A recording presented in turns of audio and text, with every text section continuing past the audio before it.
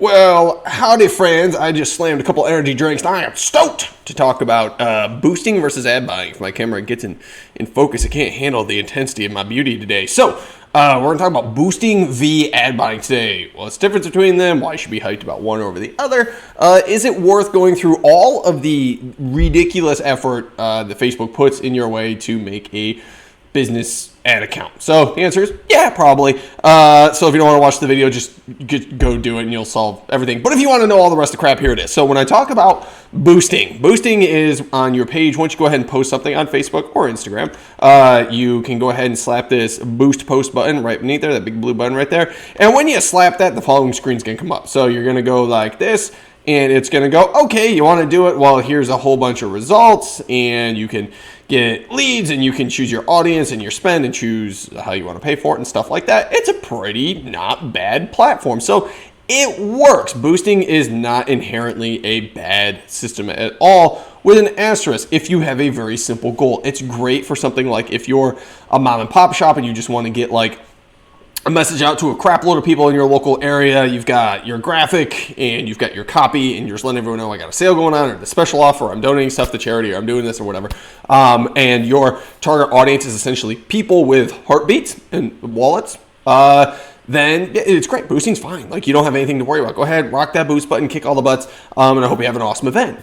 If you want to do a lot more than that, so if you're going to spend a little bit more, you're going to boost more than once or twice a month, you want to test little creatives, you want to test some copy, some headlines, you maybe want to get dirty and play some dynamic assets in there. So in that case, you're going to look something more like more like an ad account. So when you do an ad account, as we've talked about numerous times on here, you have a lot more options. It's much more like flying an airplane than it is driving a car. So there's a lot of different buttons in there and a lot to click, but it allows you to test and get results and track things at a much more deeper level. So instead of just seeing like this is how many people I reach, then you can start seeing like this is the cost to reach 1,000 people. This is how much my cost per lead is. This is a cost per order. How much it costs someone to initiate a checkout on my website versus add something to a cart. You can get a lot more deeper metrics. If you don't care about that and just want to go ahead and get your message out there once or twice, the boost button is fine.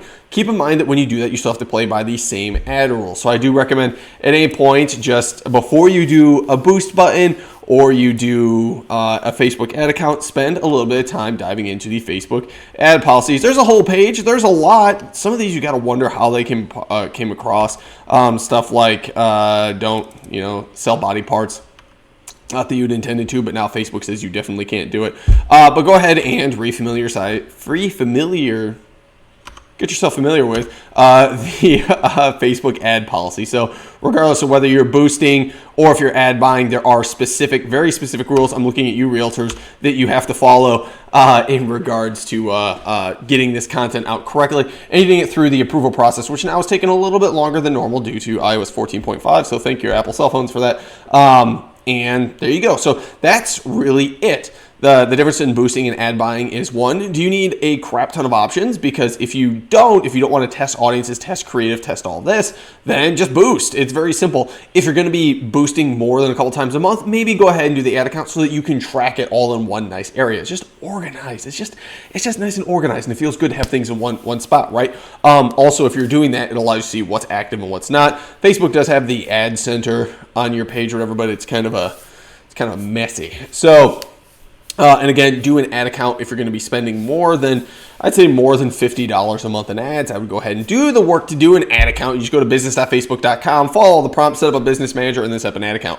Also, if you are intending on bringing on any agencies or creative arms or anything like that, get a business manager set up. And then go ahead and get those ad accounts set up as well too, because then you're able to track who has permission to what, and you're able to do it in one nice confirmed area. So that's really it. The next question that comes after that is how much is okay to spend on an ad.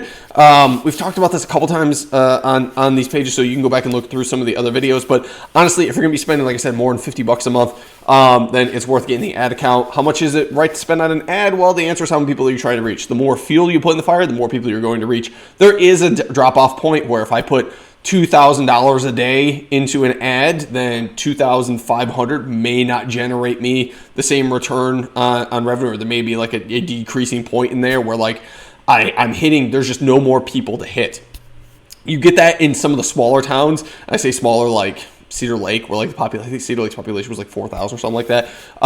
You're going to hit that a lot faster than bigger towns. But outside of that, that's really it. So my deepest hope for you is that you give boosting a try at first.